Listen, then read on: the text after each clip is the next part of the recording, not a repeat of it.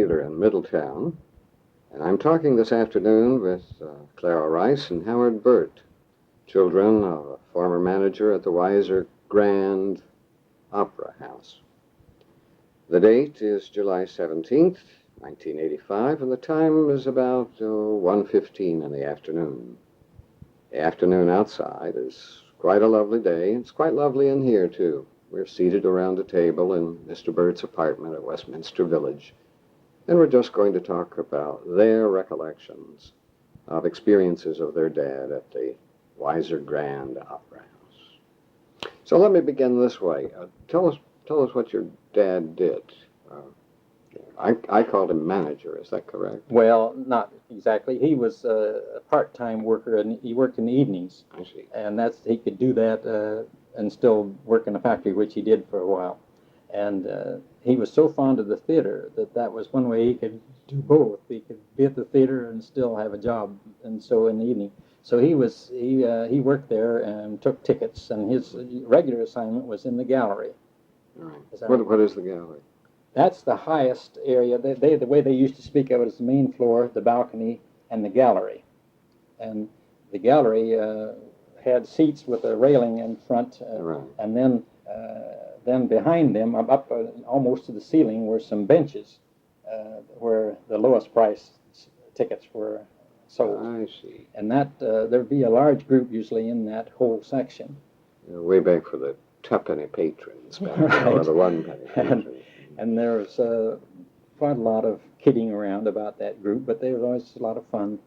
And that's where he worked, and he would take my brother and me there occasionally when he thought of something that he wanted us to see or that we would enjoy. Yeah. And the Chalices were very kind about that, and they'd always give him the okay. But he always took us down to the office first and told them, and introduced us. And I remember Mrs. Chalice, her name was Jemima. She was a gal that looked like a refugee from a Wagnerian opera, and built the same way. But she was a very nice person. Well, now, tell us about the Chalice. The Chalices, George Chalice was the manager. I see. And I don't know whether he's the owner, but he was the manager, I'm sure. And Jemima, his wife, worked in the ticket office and did other things in there. And they were both, I saw Mr. Chalice from time to time. He was a rather short, stocky man, very nice, but very reserved. And, do either of you recall what period of time your dad worked there? well, these things right here. We tried to figure that out, and as near as we can guess, Dad, was he working there when they got married? I wouldn't be surprised. That would put a year on it. Yes, because he used to take Aunt Bertha. Yes. Right. His sister. He would take her as his guest before he was married. So that would put it at 19 and... They were married in 8. Yeah. 1908. So he worked, we thought he had worked there about 15 or 17 years in all. Would that be, you say, beginning at around 1908? Yeah, Somewhere I would say around somewhere that around time. 1908. He was interested. They came to Muncie in 1900, and I know he became interested in that theater right away. Now, whether he began to work there right away, I'm not sure, but we do know that he was going up there at that time. Well, I'm sure both of you talking with your dad must have heard some stories about this place. So what are some of the highlights of your memory and conversations with your dad about this? Some of the things he had most fun with. Well, I think that in hearing Dad tell about the stories, he was very impressed with stage procedures, with special effects, and he told us about Ben-Hur when they had the actual chariot races on the stage and the horses running on a treadmill. And he told us about another show, I can't remember the name of it, but it involved a girl, an Indian girl, who rode down a mountain trail on a pinto pony on the stage. And I remember one special effect that he was so impressed with was the opening scene looked as though it were a pond with water lilies floating on it, and it turned out that the water lilies were the hats for the showgirls, and they rose up out of this pond. And I think he was impressed with good music. he loved good music, and he talked about hearing Madame Schumann-Heink, and he was especially impressed with the conductor of the orchestra, who was Professor Daum, and he had no peers, I think, as far as my dad was concerned. He was a local music teacher and musician. Well, I remember too, Dad. I agree, Clara was right there. Those were his major interests. He was also very much impressed by names, the big names. Such as? Well, Harry Lauder, Right. and he'd heard him more than once there, and he thought he was good. He liked Sir Harry. And then De Wolf Hopper was here. I went in the Better Old, I think was the one that they played here. And then Eddie Foy was here. And Al Jolson and the was little here. Al Jolson, the little Foys, I think, were with him. And let's see, who else did he mention that? It just sounded that when he rattled those off, it just sounded like a list of who's who in the old theater. You know, Maud Adams and Eva Tangway and What did Maud Adams come?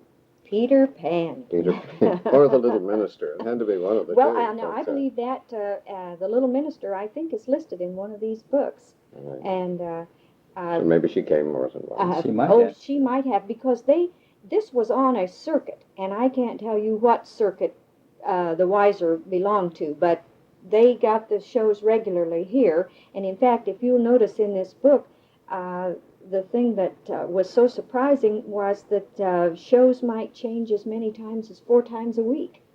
A whole new show would be in 4 times a week. Now, I don't know whether one company played more than one show at a time, or whether each one was an individual company, but they did change that often during the week. And you mentioned Eva Tangway, too. Yes. It's fun to talk about her. Yeah. Well, Dad was always very much impressed with her glamour image, which was built up no end at the time. And when she came to town, she'd had lots of advanced publicity, and so everybody was expecting to see and hear something from Eva. And apparently at that time it was customary to have a sort of a little parade or pre-show on the streets to gain attention for the show.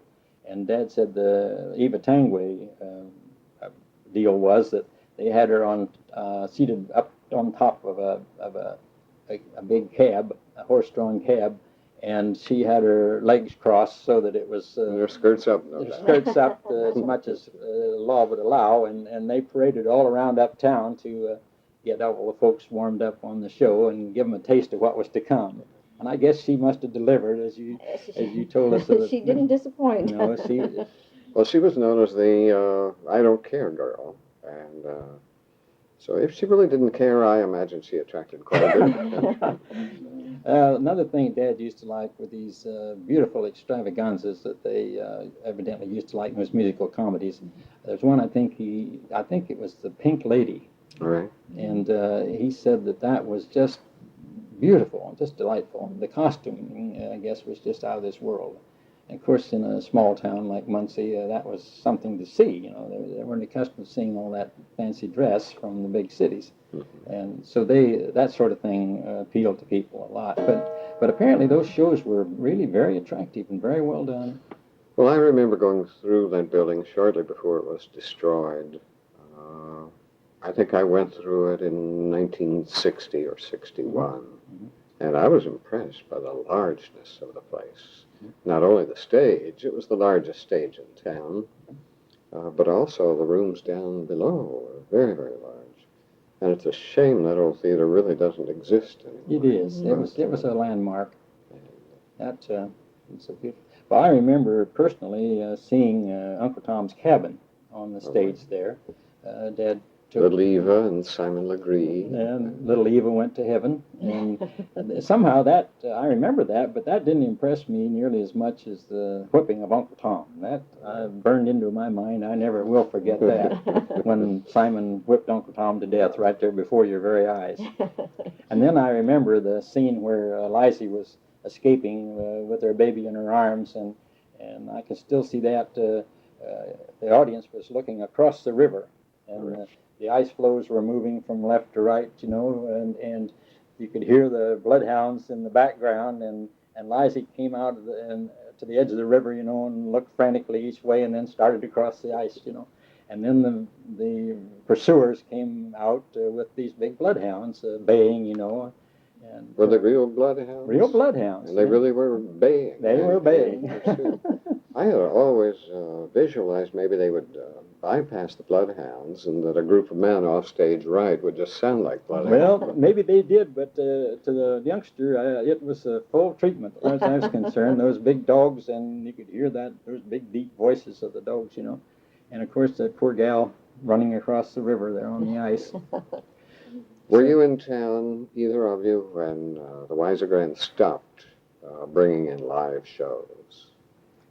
Yes, I remember when they switched over to movies, and I was there a number of times to see movies. That was another one of the classics that I saw The Birth of a Nation there when it was new. And that was in the 20s? Mm-hmm. And then I see that Uncle Tom's Cabin, nearly as I can figure, it was either 17 or 18, nearly as I can remember. I just started the school, I think. And then I'd see these in the early 20s. So I saw Birth of a Nation, and then a little later they had The Covered Wagon. You remember when it was released as a big super-duper movie? And that played with a full orchestra. Of course, it was a silent movie, but they had an orchestra with it, with a script to go with it. And it was highly effective on the screen with that background. Sometime after this period when they were showing these shows, they had a company come through here and do what is this? Tobacco Road. All right.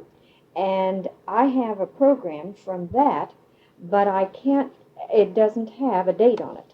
So I have no idea when it was, except that the ad on the back of it is an ad for the Mandarin Inn, which means that it has to have been a little later that they actually brought in another company and did a live. I think it was either in 1935 or 37 they brought this in. And I say that because I remember reading a review of it. Mm-hmm. And Taylor Holmes, who played this particular lead, instead of eating turnips all the time, according to the review, he varied his diet.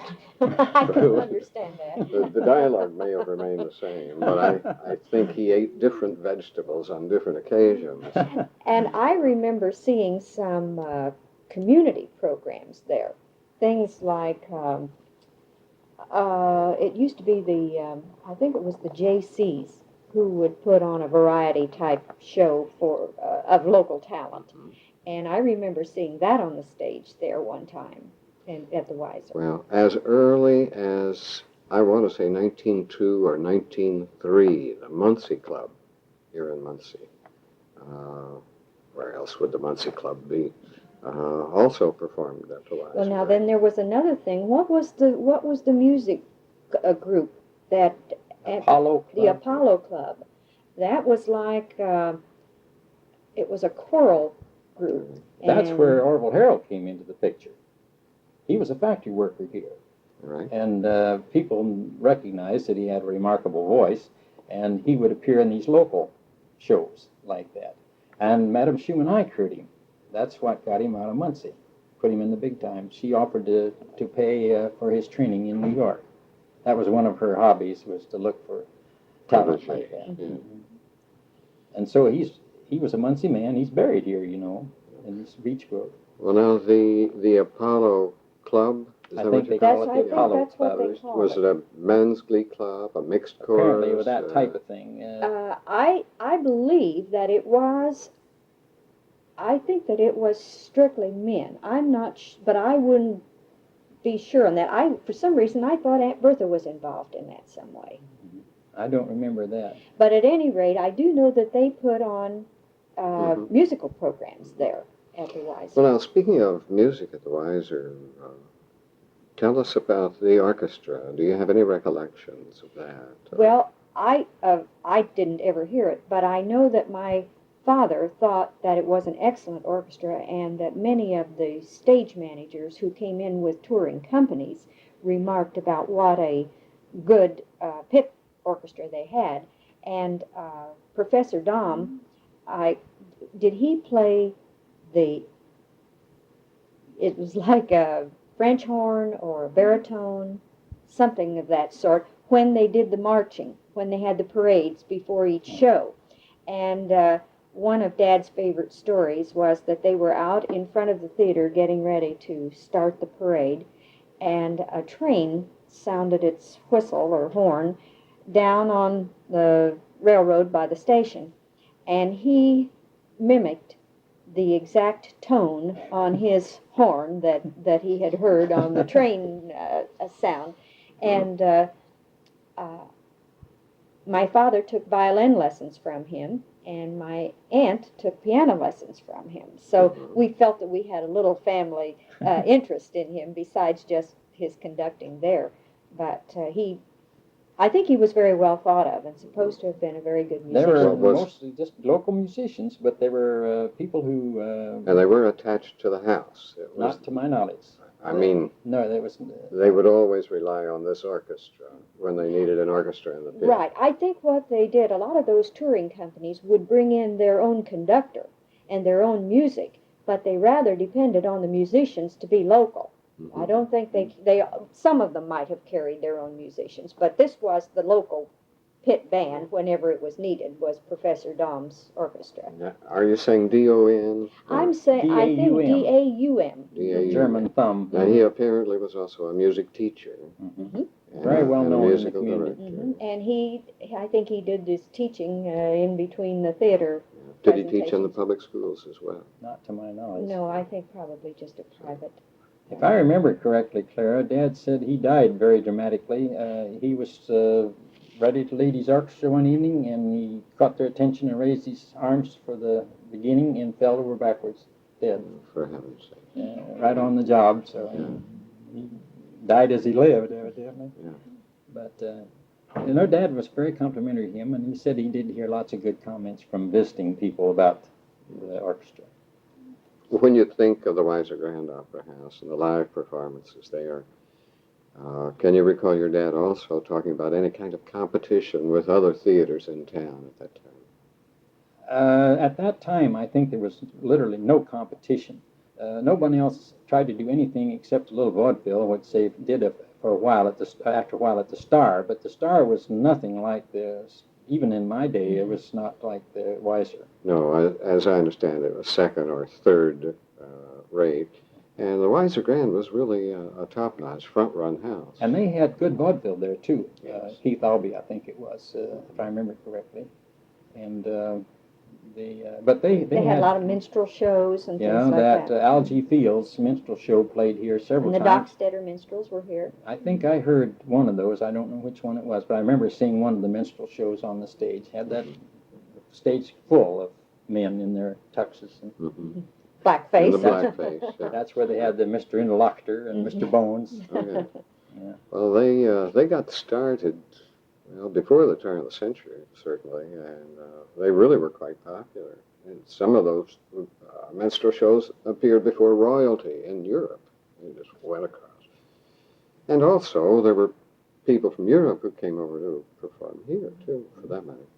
There was also there were parquet boxes in the theater, and I think they were on the first floor and the first balcony.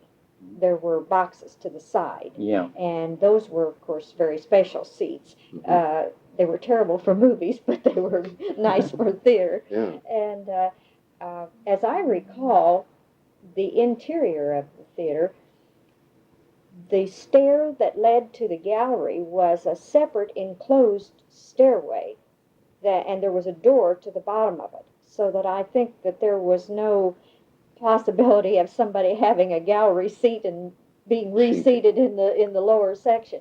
But it seems to me that it was an enclosed small wooden stairway that went up almost the outside of the building.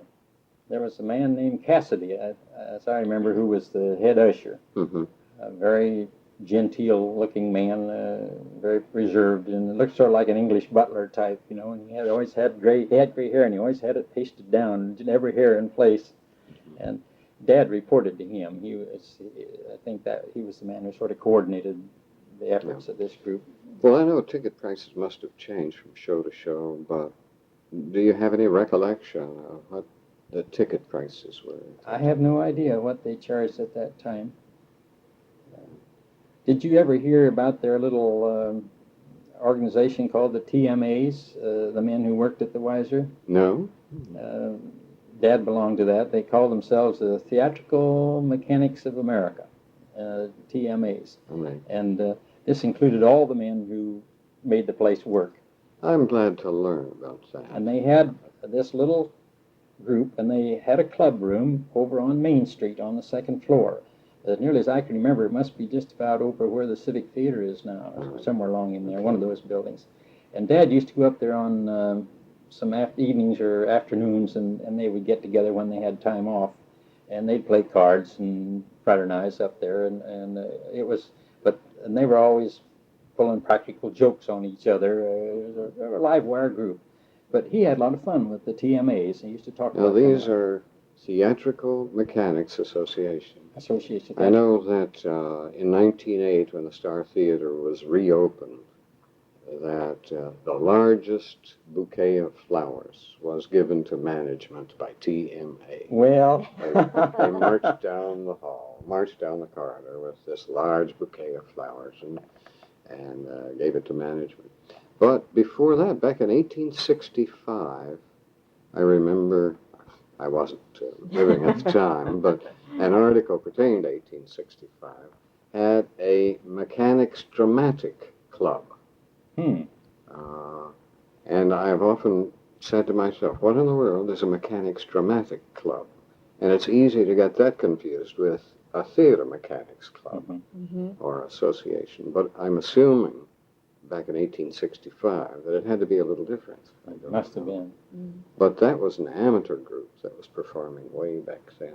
One name that I remember in the TMAs, Dad talked about a lot, was a close friend of his, was a man named Noel Proctor. You remember that? It's a Muncie family, well-known Muncie family. I think there's still some Proctors around.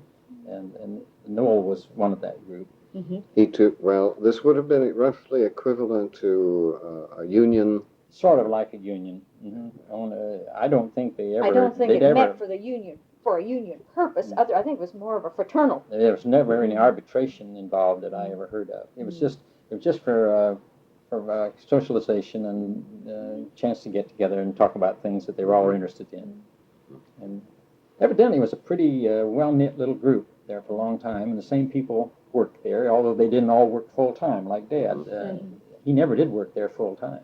No, but I don't think he missed many shows. No, I think he was pretty regular, but he didn't actually wasn't on a payroll there. I think if they had only known that they could have had a free employee if they just worked their cards right. Yeah. Well, another question occurs to me. We associate the Weiser Grand with Harry Weiser. As a matter of fact, some of the old programs say Harry R. Weiser's Grand Opera House.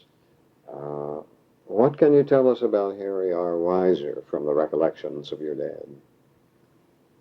Well, all I remember is what I mentioned earlier, that he had an apartment on the second floor, which he used frequently, and we'd come in and out. He'd come up the front stairs from Jackson Street and into this area. I remember seeing that area when we'd go up and down stairs. And I never saw the man that I know of, but Dad knew him and knew him to see him, and said he had lots of company up there, which drew a lot of attention from the employees. But that's all I ever knew about him. I never got to see him or anything. Yeah. This is Community Theater in Middletown. And this is Ed Strother, and I have been talking with Clara Rice and Howard Birt on July 17th, 1985.